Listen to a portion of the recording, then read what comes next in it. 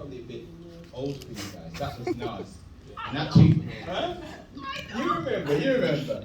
But basically, the chorus had on there, you can take me now, but I won't stop now. That's an attitude that I've had all my life. I know, because sometimes you can get people who don't like what you're trying to do. Sometimes you can get people trying to stop you from doing it. But it's got to be something inside of you that says, I won't stop now. I can make it. I can do it. And sitting at the back there, hearing what Genesis Sun is about, I was just wishing I had something like this when I was you guys' age. Because the time and effort that it takes to put something like this together is a lot of time, a lot of effort. And the ideas that Diane and Day and everyone involved putting this together, I'm really impressed. So I really hope at your age you guys understand the benefit of something like this, because this can really help you get further in your life. So I want you all to give these guys another round of applause. Okay? Thank you very much, Diane, for having me talk to you guys.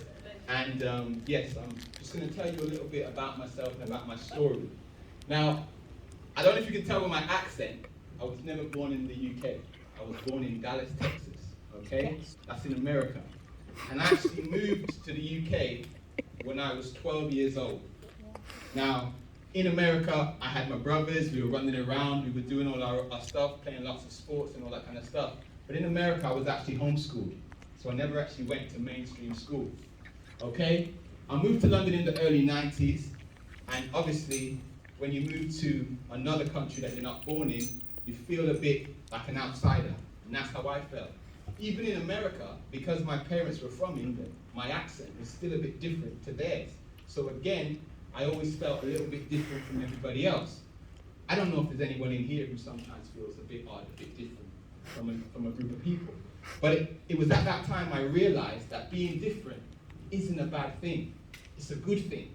Because anything that's rare is very valuable.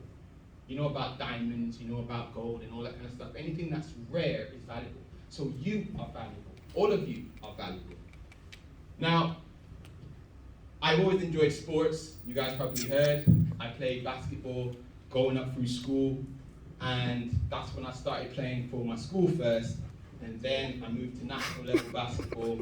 And I played for the London Towers. It was a blessing because my coach, he was always involved in basketball, involved in pushing us and all that kind of good stuff. And that helped me to travel all around London and meet new faces and meet new people. I also learned about working in a team. And to be successful, you've got to be able to work in a team, okay? Because I was playing basketball for the London Towers, I had an opportunity where an agent walked in and I was playing basketball and she said, I want to talk to you and your friends. And she said, do you want to be in an advert? And I was like, what? Really? And it ended up being a television advert for the Kit Kat Chunky. Have any of you had a Kit Kat Chunky before? Yes, sir. So basically, I ended up being the main face of the launch of the advert for the Kit Kat Chunky. Diane's already seen the video, it's on YouTube. Type in 1999 and you'll be able to see it. But it was at that time that I started realizing that there's money in making media and modeling and advertising, all that kind of stuff, and music as well. So, what I then went on to do, if I can move it on, I then moved to Wolverhampton from London. My parents wanted to make a change and all that kind of stuff, so I came to the Midlands, didn't even know about Wolverhampton. I was in London thinking, Wolverhampton, has that even got a McDonald's? I was like, what? But anyway, I come through, met loads of great people, met loads of friends, and while at college, I joined a little crew and I started MCing. So I always liked rapping and all that kind of stuff. The crew was called Smyrna. We did a little shows all around the town and all that kind of stuff, made a little name for ourselves. And it was actually at a studio called Sam Sharks that I recorded my first song. I'll tell you a bit about that later. When I started working for the Express and Star, I also set up my own business. This was about being creative. This was about promoting yourself, and it was sort of like I felt it was going to be the online Britain's Got Talent. But it didn't work that way. going back to how you got to get through and how you have to work with the team, had a team, but the team didn't have the same goals, the same motivation, and it fell apart, you get me? But it still showed me that I can set up a business. And it also showed me about planning and writing a business plan and all that kind of stuff. Anyway, the business didn't work out, but I continued to work on music projects with my friends. I don't know if any of you guys had heard of Flush UK Media. It was a YouTube channel that was promoting loads of different artists, and one of the guys who was videoing the artist came to me and said, John, I heard you know how to set up businesses, because I've set up Taljini. He said, I want Flush UK Media to be a proper business. So I helped them set that up.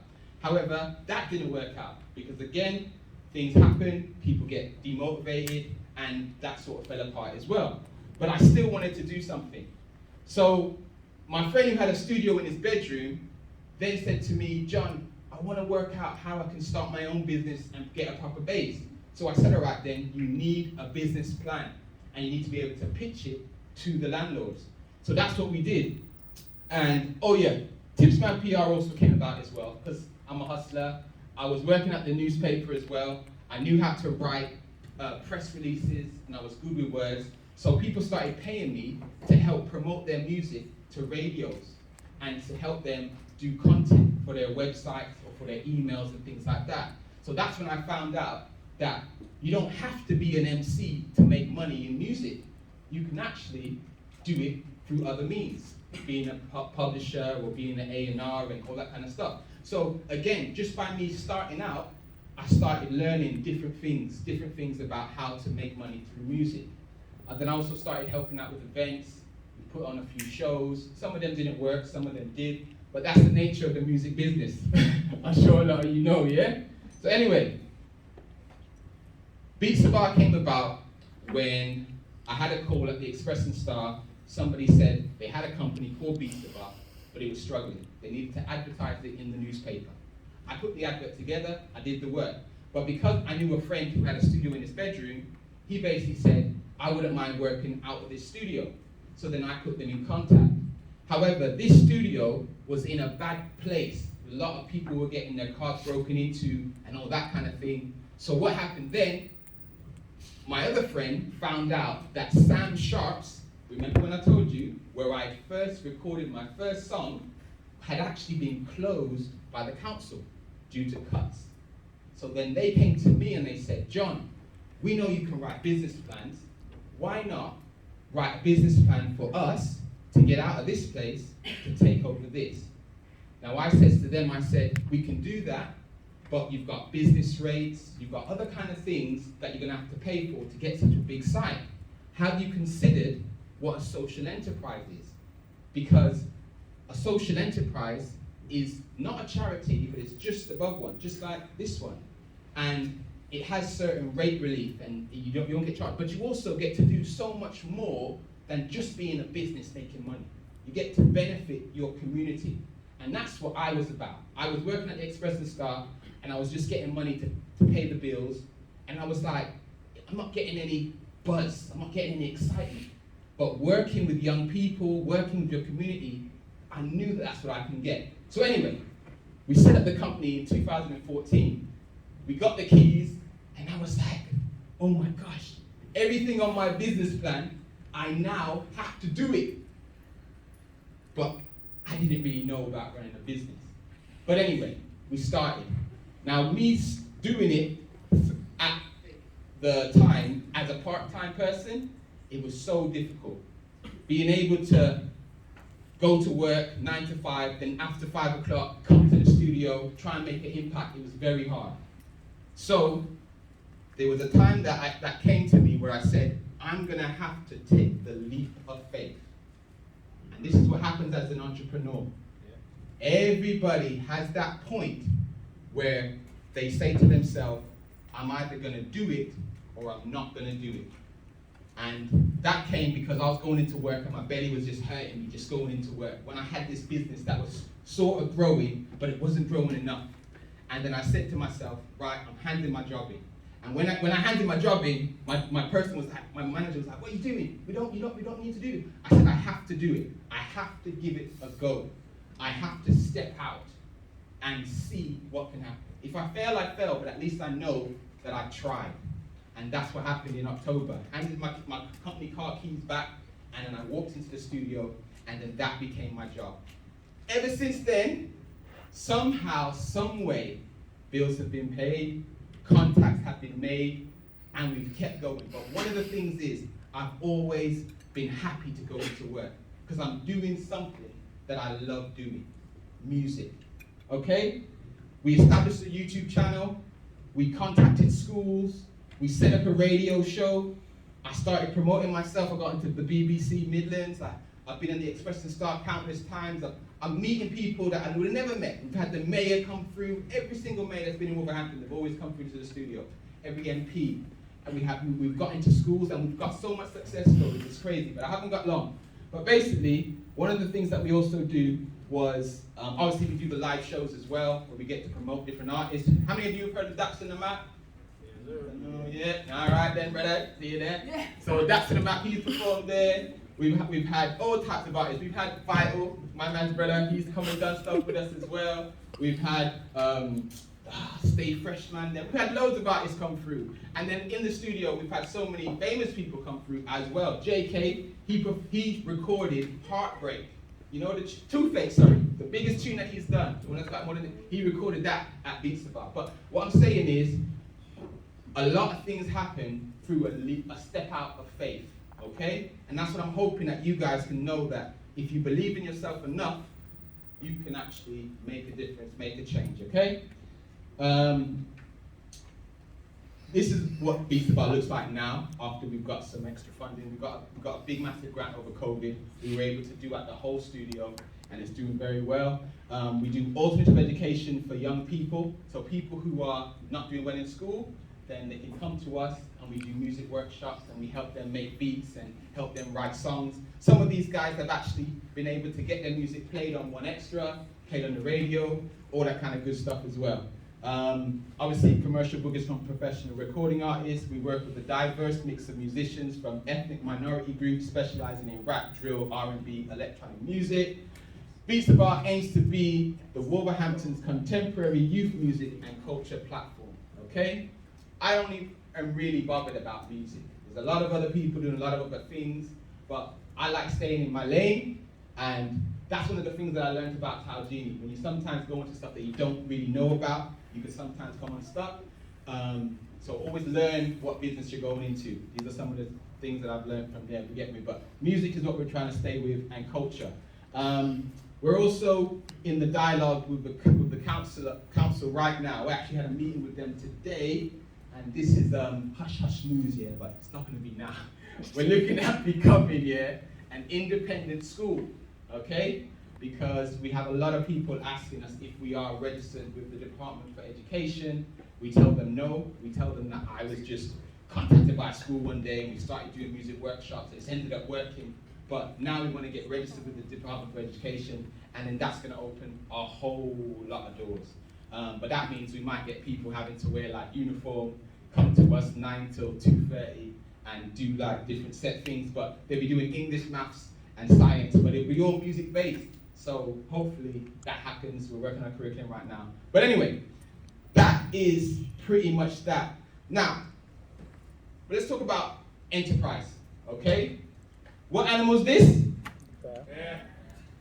You guys are quiet, man. What animal is this? A bear. A bear, okay? Now, when I was telling you my story about being an entrepreneur and all that kind of good stuff, that whole belief system and everything, this is what I had to do, okay?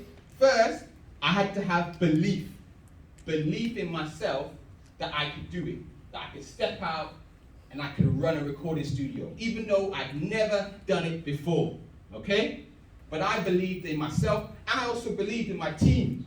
I believed that they had the skills. Some of you might not have heard of him, DJ Apostle. He was one of my guys who was in the studio with me. We had another one called Mitch Crane. He was another fantastic engineer and musician. Then we had another guy called Spock. Then we had another guy called Tugs. These were all the engineers who was there. So I knew they had the skills to record and make the beats.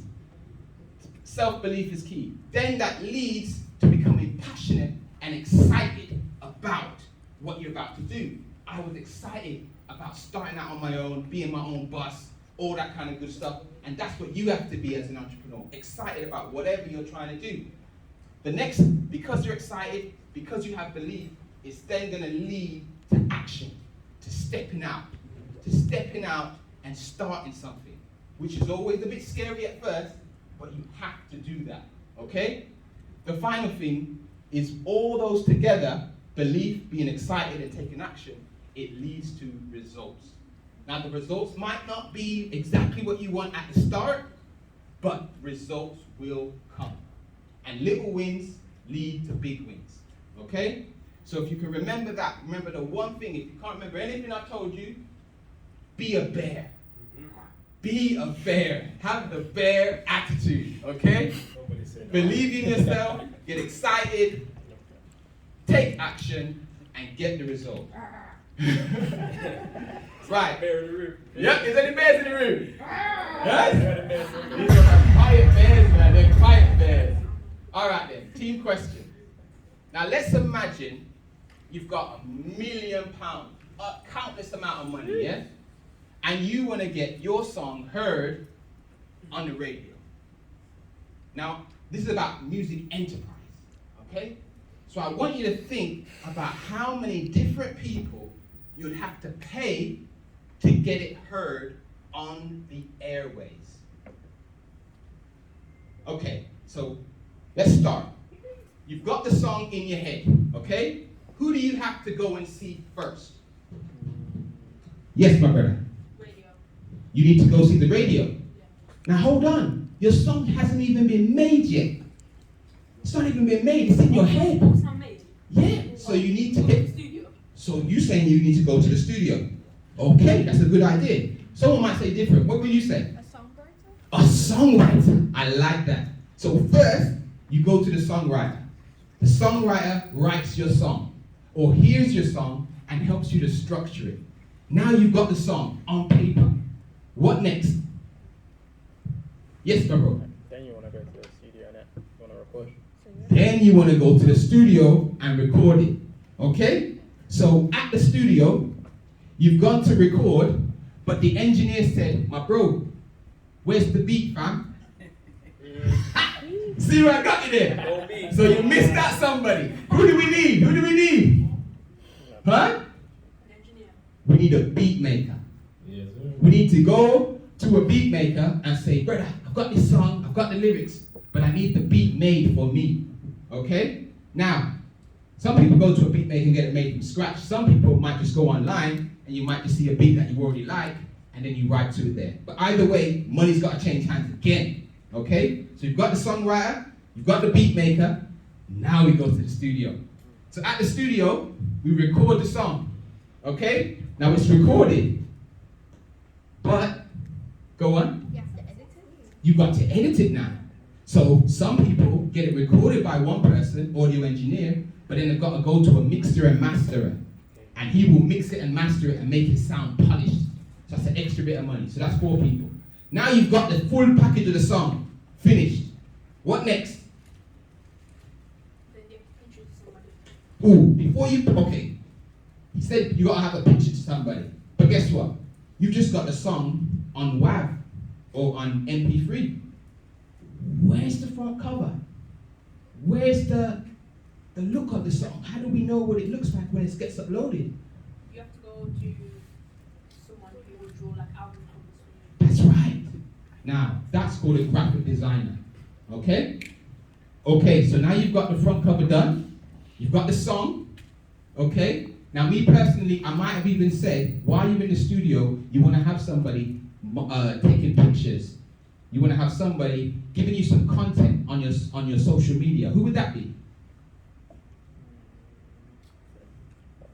A photographer. Good. A photographer or somebody who you're just going to have just making content for you so you can show a journey. Because when you're trying to sell something to the public, they want to see the journey. They want to buy into you. So that's good, photographer. Right, you've got all of that now. Go. But then you have to see if they had explicit content in it. So on the album cover, you would have parental advice. That Be is true. advised by parental guidance. Very true, my brother. But that would be with the graphic designer, because you could just tell him, do the front cover, and splash that right there on there. So wicked, thank you very much. Okay, front cover, got a photographer, we're ready to go. So we've got a product now, so what do we have to do? I want to hear some other voices, please. Go on, you tell me. You don't know? All right then, wake up man, get in the room. We're going to have the song ready. We've got the front cover and the photographer already there with it. So now we have a product. What else do I have to do to get this to the radio now? Say it again. Okay. All right. Does anybody else in the table know what's next? Go on then. Record the whole thing. Nah, don't do it. Anybody else? No? Y'all being shy? No, nothing to say. What's the answer? You know. That's not gonna get it on the radio. Yeah. If you put your hand up then. Go on. You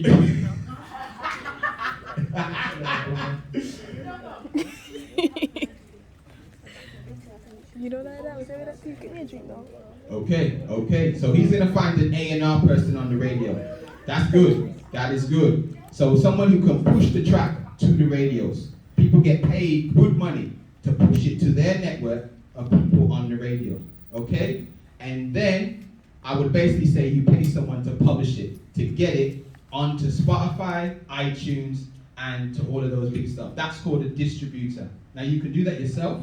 Some people go to Ditto, which your brother works for. Some people go to DistroKid. There's lots of different online distribution platforms, but you can sometimes pay someone to just do it for you, okay? What about marketing as well? Do you know socials? This is the next thing, exactly. So once the song's all finished and you've gone to them and you've got it online and you've got that little link that everybody can go and buy it from, you then need to go to a PR and marketing person who can then tell you, right, let's work out a campaign. Let's say we're going to do a 6-week campaign and we're going to have some of the content that the photographer took and we're going to drop that. Then we're going to put little snippets of the song onto different videos, onto different TikToks, sort a little buzz. Maybe get a few people dancing with the song in the background saying, this is coming out in 6 weeks, this is coming out in 4 weeks, da-da-da-da. Might even have a little competition on your social media pages to say, share this to as many fans and you might get the first drop of it. Da-da-da-da-da. So these are all the different things that a PR and marketing person would do, and they charge money for that as well. Okay? Then hopefully, you get it on the radio. Now I know that I've still probably missed out loads of different jobs, which is why I'm going to show you this real quick. There's all some of the jobs that we can see. You've got the artist manager. We didn't even say if you might need one, because some people get paid for that. You've got the music tutor to teach you about singing, to try and teach you about your delivery. You've got the vocal coach, the stylist, showing you that when you get the photographer pictures, that you look trendy, that you look nice, you get me? Then you've got the live performance coach, who's going to teach you about how to perform in front of people once the song's getting out there. Then you've got the studio manager, the songwriter, the music producer, the sound. They're the guys who help with the product development. And then you've got the promotion and sales, which is what Diane just talked about. The promoter, the radio plugger, the publisher, the events manager, the social media blogger, the music journalist. Then you've got people who look at your branding, graphic design, music PR, merchandise design. Then you've got your music lawyer. Because oh my days, I've been in so many different problems sometimes with contracts that when an artist is saying that he wants this cut and that cut and he didn't go to a music lawyer, sometimes it can get very techy. Then you've got the accounting. He counts all the numbers, make sure the whole project's on point. Because sometimes these projects can get very expensive. So it's always good to have one of them. But what I'm saying is, this is if you had all the money in the world, remember? If you had all the money in the world. If you don't, what you need to do is wear all them different hats. You know them ones? Sometimes you're the tour manager, you're the sound engineer, you're everything. But at least you can think about it a bit better, about the jobs that any one of you can have. If you love music, but you can't rap, you can't make beats, you can still take one of them jobs up and still get paid very well in the music business. So this is what I wanted to show you about music and enterprise and the different jobs. All right then guys, I'm done. Yeah, man, that's brilliant. I hope you have got something from this. I hope I've given you food for thought. It's been great talking to you. Has any of you... Let's make some noise for John Paul first.